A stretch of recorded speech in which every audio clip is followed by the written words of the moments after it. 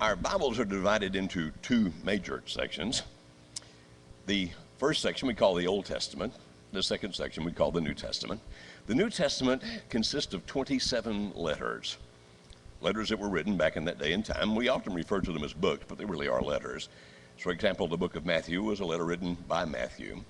The book of Romans was a letter written to the Romans. Of those 27 letters, the first 4 deal with the life of Jesus, explaining how he was born, how he lived, and how he died, and making the claim that he is the Son of God. The next 23 letters talk to the church. Those are the people who decided to follow Jesus, helping them understand how they should live, what they should do, what they should be, and all those kinds of things. Now, Jesus was born into a Jewish family because it's all about the extenuation of the Jews from the Old Testament. And as he was born into this Jewish family, it was a little unique, obviously, in the sense that he didn't have a human father. Being the Son of God, he was born of a virgin mother. And so the stories, as we go through learning and reading about the life of Jesus, you understand that at that time and that era, all of which happened in what we would refer to as the first century, that in that era there were several people who had come along claiming that they were the Jewish Messiah. The Messiah had been predicted all the way back in the Old Testament, the one who would come and who would be the king of the Jews. And so people had raised themselves up occasionally and gotten certain people to follow them, saying, I'm the Messiah, and for whatever reason it would fall apart. So when he comes along and the claim is being made that he's the Messiah, you might expect people to say, it's another one of those nuts. He had some things going for him, though, that the others didn't have. One was he had the endorsement of a religious leader that was known not to have a personal agenda. His name was John ben Zechariah. You may have heard of him as John the Baptist. Actually, it means John the Immerser. John was a guy who didn't court political favors. As a matter of fact, most of the time what he said was politically incorrect. He didn't go after the money. As a matter of fact, if he'd been a televangelist today, he wouldn't be riding around in a fancy car and living in a big mansion. He was a pretty simple guy who lived a pretty simple life. He could offend people because of the fact that he would say, what you're doing is wrong. No matter how important you were, if you were doing wrong, he would tell you. That's the kind of guy he was. And so people respected and believed what John said. It was John then who pointed to this man, Jesus, and said, behold the Lamb of God who takes away the sins of the world. And with that endorsement, people believed. On one occasion, there was a guy there who heard John say that. The fellow's name was Andrew. Andrew had a brother named Peter. Peter becomes pretty important in the New Testament because you read a whole lot about him. He becomes pretty famous, as you will. And so Andrew goes and tells his brother Peter that he had heard John say that this guy was the Messiah. There's some other exposure that Peter has to him as well. They try to understand him, try to spend some time with him. On one occasion, Peter actually invited Jesus, this Messiah, to come to his house and have dinner, and had a dinner party there for him. On that particular occasion, by the way, Peter's mother-in-law was ill, and Jesus actually went into the room where she was and healed her. She instantly got up and began serving people, which meant that she was a Southern woman. It's easy to understand. And on the occasion that we get to with our text today in Luke chapter 5, this is maybe at least the third time that Peter has come into contact with Jesus. And so in that context, reading beginning in verse 1 of Luke chapter 5, one day, as Jesus was standing by the lake of Gennesaret, the people were crowding around him and listening to the word of God. He saw at the water's edge 2 boats, left there by the fishermen who were washing their nets. Now, let me stop and explain what that means. Fishing, the way they did it, a commercial fisherman of that day, is very different than the kind of fishing I do when I do it for sport or relaxation. I saw a bumper sticker on one car that said, the worst day of fishing is still better than the best day of work. The kind of fishing we do, I would tend to agree with that, but they did fishing a whole lot differently. What these guys would do is they made this their living. They would go out. Modern day fishermen can also fish with nets, and when they do, they have these giant motors on these big boats. They let the nets down. There's a little bit of a wooden thing on the front of it, makes it drag and bump across the bottom, and they collect like shrimp or other kinds of fish, and then they have these big motors pull them in. It's still a lot of hard work, even the way it's done today, but imagine when you didn't have all that back then. It's not mechanized. So these guys go out and they take these nets and they cast them, and they spread out if they cast them right, and they settle down to the bottom, and then they pull them in and hope that they have some fish in there that are worth eating. not just for themselves and their family, but also that they can sell so they can make a living and buy their clothes and all those other kind of things they need to do. If you've ever fished with a net, only occasionally have I tried, and I'm not very good at it, but if you ever fished with a net, you know that they get filthy, and sometimes they tear and snag. And so when you get done, if this is what you're doing for a living, you've got to fix those nets, and so you got to wash all that stuff off of them, then you got to mend the tears. These guys are doing that. They're mending their nets. Now we know that it's relatively early in the morning by the rest of the story, and so they're working hard to get this done so they can go to bed because they've been fishing all night long. So it says, he saw at the water's edge, one more time, sorry gentlemen. So he saw at the water's edge 2 boats left there by the fishermen who were washing their nets. He got into one of the boats, the one belonging to Simon. Now, Simon is the guy who later will be known as Peter. He got into the boat belonging to Simon and asked him to put out a little from the shore. Then he sat down and taught the people from the boat. Next verse, please. When he had finished speaking, he said to Simon, "Put out into deep water and let down the nets for a catch." Simon answered, "Master, we worked hard all night and haven't caught anything, but because you say so, I will let down the nets." Now, when I read that, I kind of hear a pause between those two statements. The first being when he says, let's go out and fish again. He's saying, we've worked all night. We've done everything we can. He's got to be thinking, we've washed the nets. We've mended them. They're ready to be put up. We're ready to get some sleep. And so basically, in my mind, I hear the first part of that, just I've explained to you why we shouldn't go, and he kind of pauses for Jesus to say, oh, okay, you guys go to bed. Apparently, Jesus just keeps looking at him. So the second part comes, but if you say so, I'll let down the nets. When they had done so, they caught such a large number of fish that their nets began to break. So they signaled their partners in the other boat to come and help them. Now understand, Simon, who we later know as Peter, his brother Andrew is his partner. Now these other 2 guys are their partners on a different boat, but they work together. And so they signaled for them to come and help them, and they came and filled both boats so full that they began to sink. These other 2 brothers, we'll find out later, are named James and John. Both boats are now sinking under the weight of all these fish. When Simon Peter saw this, he fell at Jesus' knees and said, "Go away from me, Lord, I'm a sinful man." Several years ago, one of my friends said, fell at his knees, why didn't he fall at his feet? Too many fish. So, that's the only answer I can come up with. It seems to make sense to me. And then he said, "Go away from me, Lord, from I'm a sinful man." What do you mean? I think it's the natural reaction of humanity when they realize they're in the presence of God.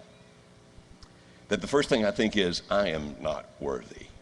I'm a sinful man. I don't deserve to be in your presence. I think he just totally realized. He had heard from his brother Andrew. John said this is the Messiah. He had seen, apparently, Jesus heal his mother-in-law. He knows that Jesus does these things, but somehow it seems like there's a cumulative effect that we can say, yes, I believe, yes, I understand, but there comes this moment when all of a sudden there is just this realization that what I've intellectually assented to is true. And so there's a strong emotional reaction to it. Go away from me, Lord, for I am a sinful man. I don't deserve to be with you. I can't believe this. And so the next verse says, for he and all his companions were astonished at the catch of fish they had taken. Now it gets interesting. In the next verse, James and John, those are the other guys, the sons of Zebedee, Simon's partners. Then Jesus said to Simon, don't be afraid. Now let's just say that just for a second. Don't be afraid. He's just had this realization, you really are God. I have seen this massive miracle. Now I really get it. And I'm scared to be around you because I know that I'm sinful. So there's part of that about don't be afraid. But I think there's another dimension to this because about what he's about to say, he's saying don't be afraid of what I'm about to say, which is don't be afraid. From now on, you will fish for people. And then the next verse says, so they pulled their boats up on shore, left everything, and followed him. Now, if you want to just start thinking about this text, they obviously believe that he is the Messiah. They understood him to be the Son of God, but apparently even before this occasion, Now, true, it's on this occasion when they had this emotional reaction to it, or at least Simon does, and apparently the other guys based on subsequent things that occur here. And it's like, I really do understand you're the Son of God. Would it be possible? Would it be actually okay? Would it be fine with God that they could follow Jesus, be believers, be his disciples, and still be fishermen who would go out every night and fish, or every day and fish, and that's what they did for a living? Could they be the people of God without necessarily leaving what they had and following him? I think the answer to that would be yes, they could. Being a fisherman is an honorable profession. I can do that and still be a follower of Jesus. So he's not telling them, if you don't leave everything you have, I'm going to zap you into hell or something like that. He's not telling them that they're unacceptable based on what they're doing. There are many people, even in our day and time, who are great servants of God who still go to their work every single day. One of the greatest evangelists I ever met was not a good preacher. He was not an evangelist in the sense that he would stand in a pulpit and explain things. He was a great evangelist in that when he got off work, he would go visit with people. And it was amazing how many people every year this man led to Jesus. Now, he had a job with a phone company. I remember that. It was a white-collar job rather than a blue-collar job, which might have given him a little bit more flexibility. Maybe, maybe not. I'm not sure. But I do know that he led person after person after person after person to Jesus because he was a great evangelist. And if anybody had looked at him and said, the only way you're going to be effective in serving God is if you quit your job, would have been wrong. The reason I know that is because somebody finally did convince him to quit his job and go to work full-time with the church, and he got so involved in taking care of church things, he quit leading people to Jesus. He was doing a better job working his job. So it's okay to be a fisherman. It's okay to be those things. So what is Jesus asking him to do? Well, he said, I'm going to make you fishers of men. This has got to be a paradigm shift. Paradigm is a word I learned a few years ago. I find it a fascinating word. It's kind of a filter through which we look at things. It's the way we see things. Allow me to just divert for a minute here. Thomas Kuhn was a scientist back in the 1950s, and what he discovered was this. When a scientist is doing an experiment where they expect a certain thing to occur, if they do the experiment and something else occurred, they notice an interesting phenomenon. Quite often, the person doing the experiment didn't see what happened. They saw what they expected to happen. Now, that's not such a stretch of the imagination because we do the same kind of things. Have you ever tried to edit something that you wrote and missed the misspelled words because you saw what you thought was there as opposed to what was really there? We have all done that, okay? So they wouldn't see the other result. Then the interesting study was that when it happened so many times, they finally had to acknowledge, okay, it's not doing what I expected it to do. The very next thing they did was to explain it away. I know what that looks like, but let me tell you why that's not it. And it was only when they were forced to admit that this is not going like I thought it would, that they would change their paradigm. In other words, I now no longer believe it like I used to believe it. I don't see it like I used to see it. I now view it and see it a different way. A paradigm shift. Typically, people only change their paradigms when it no longer serves them well. Otherwise, we tend to keep doing the same thing we've always done, the same way we've always done it. Is that true of you? I mean, I don't know which shoe you put on first, but my guess is almost always it's the same one. Because that's what you've always done. This is the way you do it. You've heard the old story. It's 1,000,000 years old, but it kind of illustrates the point about a lady that every time she started to cook a ham, she'd cut the end off. And finally her husband said, why did you do that? Well, my mother always did that. So she called her mom. Mom, why do we always cut the end off? She said, my pop was too little.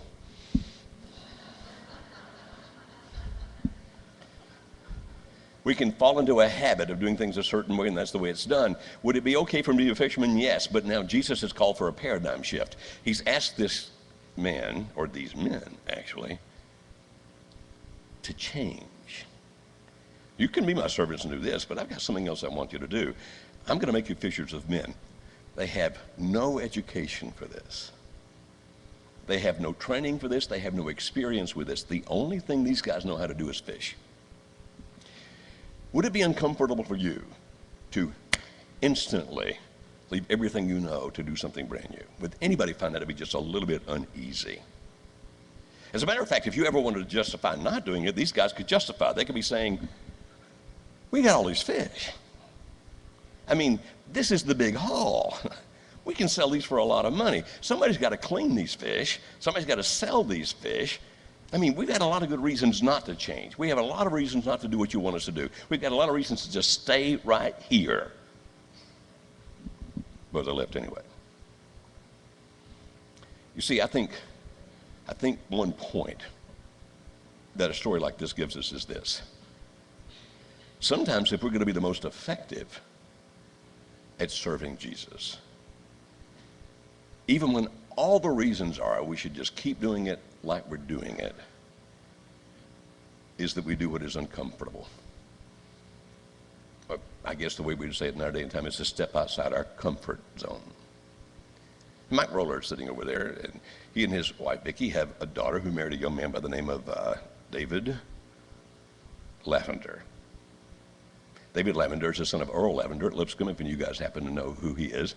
David is in business. He has a little business called Yeah Creative.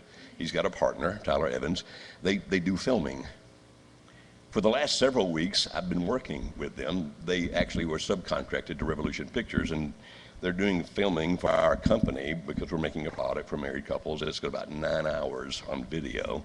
And these are the guys they subcontract to do that stuff. First of all, you have an awesome son-in-law. That is one great kid. It's a good kid. He's, what, 29? I'm 64. He's a child. Do you understand? Okay. One great, fine, exciting young man. I mean, I finished last night filming with them, and I already missed them. That's how good these guys are. Oh, I had professional actors working with them last week, one of which you have seen in movies, who said to these guys, "You're the best crew we've ever worked with," which I thought was just this awesome compliment. So I was talking to him last night as we're finishing him up and telling him, I'm going to miss working with you guys. And he said, I didn't want to do this project, what David said. I'm thinking, oh, you've heard of me, have you? I said, really, why did you not want to do this project? He said, it's bigger than any project we've ever done, and it has so many moving parts and so much detail to it that I looked at it and said, that's not what we have done. That's not what we've experienced before, and it's outside of my, quote, comfort zone, end quote. Tyler talked me into it. He said, I'm glad we did, because not only have we grown professionally, I've grown personally. By stepping outside of our paradigm and doing something we haven't done before, now we're better equipped to do a whole bunch of other things. So it's been a really good experience for us. Now that made me feel good because it's our project, but it also made me think about this story. Sometimes you just have to go beyond if you really want to be, if you want to effectively do what it is that God wants us to do. I can be a faithful Christian and stay in my paradigm. But what about all those people that if I'm ever going to find or reach, I can't do it if I keep fishing? That I have to go do something else. Let me show you how it plays out with another character in the New Testament. His name's Timothy. Timothy didn't come up in the same Jewish background that these other guys did, and so therefore, because he was not Jewish in that same sense, he had not been circumcised as a child. I'm not going to go into great explanations of this because it embarrasses people, but circumcision, if done to a child, and the Jewish boys were circumcised at 8 days old, which means that they couldn't fight back. They have no memory of it. You can imagine how painful that process might be to an adult male, particularly without the kind of anesthesias we have available to us today. So that if you circumcise a male, it's not going to be the most pleasant process in the world. Now, Paul explains that we should never, as a matter of fact, it's in one of those letters called Galatians, a letter he wrote to the churches in the area of Galatia. He says, now, we're Christians now. We're not Jewish people anymore. We're Christians now. Now, as Jewish people, we were circumcised for religious reasons. But as Christians, we don't have to be circumcised for religious reasons. And if you are circumcised for religious reasons, then you're kind of like trying to work your way to heaven, so don't do that. Except the fact that God's not expecting you to do all those little things to go to heaven. It's now based on faith, not on what you do. So he argues a lot against circumcising people for that reason, for religious reasons. Paul takes Timothy as his protege. He trains him. Now, he came from good people. Paul would talk about his mama and his grandmama. That's the southern version. His mother and his grandmother, for you who are more educated. He talks about them and how great they are. But Paul was the one who trained him. As a matter of fact, Paul became his spiritual father, and he would refer to him as my son because of the spiritual relationship. And because of the fact that even though Paul preached primarily to Gentile audiences where circumcision was not a big deal one way or the other, Timothy was also having to work with people who were coming out of Jewish background. So he says to Timothy, we need to circumcise you. This is an adult male. Not for religious reasons. We need to circumcise you because when we do, these people will accept you and listen to you. So we're not doing it for God to be happy with you. We're doing it so that you can be more effective when you work with these people. And so he submitted to that process, which, in the way I'm talking about it, would be outside of his comfort zone. Did he have to do it? Absolutely not. Did God expect him to do it? No. Why did he do it? Because by making that change, even as painful as it would be, he was able now to reach more people than he could have ever reached before in any other way. Now put that into our culture. I get to speak for lots of different kinds of churches, which is a pleasure for me. I get to speak for Southern Baptist churches and Methodist churches and charismatic churches, which are the most fun to speak to because their culture, their worship culture is different, you understand, and it's pretty lively. They're not as rhythmically challenged as we are. I was back there listening to us clap a while ago and thinking, we just don't know how to do this. But it's okay. It's okay. And the churches that I go to that are really reaching the most people are churches that said, we could be what we've always been and do what we've always done. But we can also shift our paradigm. Do things that are outside our comfort zone, things with which we're not extremely comfortable. But if we do, we'll be speaking to this culture like Timothy could speak to that culture by being circumcised. And by doing that, we can reach more people. Can God be happy with us if we just stay within the paradigm and stay within our comfort zone? God absolutely can. Can we still go to heaven? There's no doubt that we can. Then why would a person do something like that? I think you only do something like that if you want to be a fisher of men. You see, I am a fisherman. I'm not a very good fisherman, but I'm a fisherman. I mean, I do throw those lures out there. I love bass fishing. That's my favorite. And what I've discovered is that on any given day, they don't like a particular lure. So you throw that one out there several times and finally realize that that's not interesting to them today. Now, a true bass fisherman has spent at least $62,000 on lures. Or at least it feels like that sometimes. And you open up that accordion-like box, and then you try this one, and if that doesn't work, you put it back, and then you try that one. If that doesn't work, oh, and you even reel it different ways. Sometimes you reel fast, sometimes you reel slow, sometimes you throw dynamite. You do whatever it takes, thinking, if that doesn't work, I'll try something else. If that doesn't work, I'll try something else. I think there's an illustration in that. Not a biblical truth in that this is what God demands, but an illustration, an understanding, which says is you keep going until you find how to reach what you're fishing for. Now, if I want to fish to draw people from other churches, I'd use one kind of lure. But why would we want to do that? If I want to fish to find people who don't have a relationship with Jesus, then I'd use a different kind of lure. Some of those people may be white, some of those may be black, some of those may be brown, some of those may be red, and therefore it might be a little different for each of those because of their cultural backgrounds and their understandings, where they come from, how they think, what they do. But I keep thinking back to what David said last night. There are a lot of things that I just look at and go, that's just too hard. That's more than I want to do. It's going to require way too much of me. Let's just keep doing it like we're doing it. I do that with a lot of things in my life. But if we do, what do we miss? What could God have used us to accomplish that he won't use us to accomplish because we live within our current paradigm, our current comfort zone? Now, I admit some of the churches I speak for do things that make me uncomfortable because it's just totally outside of my culture, sometimes outside of my understanding. But being uncomfortable and being wrong are two different things. Now, if somebody did something I thought was wrong, I'd have a problem. But doing something uncomfortable and doing something wrong is dramatically different.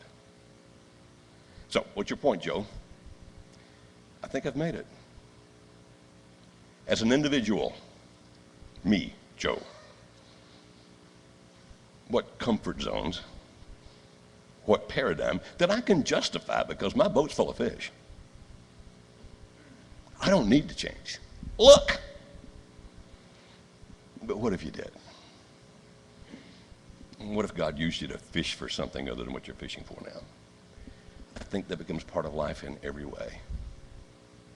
And then I think sometimes it applies to a church. It's harder because there's so many of us, but look, we can justify what we're doing. Our boat's full of fish. But is there some value in leaving the fish and becoming fishers of men? Oh, and will it turn out like we expect it to?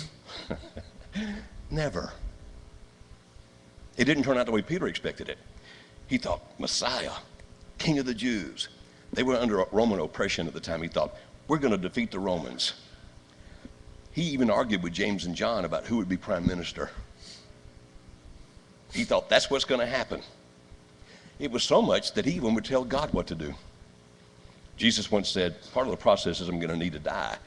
Peter said, that does not fit my agenda. I need you to conquer the Romans. I need you to be the King of the Jews. You see, what I expect is you to do this. And Jesus said, I'm paraphrasing, but basically he says, you can expect all what you want, but I'm going to do what I'm supposed to do. Even to the point that the night that Jesus was betrayed and was going to be crucified the next day, Peter pulled out a sword and started into battle. He was still fighting with God all along the way. All along the way. So when you change your paradigm and start following God, don't expect it to be easy and don't expect him to do what you think he's going to do. Because it can still be rough and it can still be tough. But that guy, a fisherman, was the one who, in the second chapter of the book of Acts, and what's called the day of Pentecost, would stand up in front of thousands of people, thousands, and preach that Jesus is God. Now the other 11 stood up with him, and that day 3,000 people became Christians. It was not what he expected. He thought it was going to be a totally different deal. But God used him to change on that day the lives of 3,000. Isn't that amazing? So who knows what will happen if you change your individual paradigm? Who knows what happens when the church changes its paradigm? It will never be easy. It'll never be what you expect. There can be all kinds of troubles. But wouldn't it be exciting to see what God would do if we really do get out of our comfort zone to touch more lives for him? If we can help you, you can make your need known by coming to the front while we stand and sing this song. Jesus, keep me near the cross. There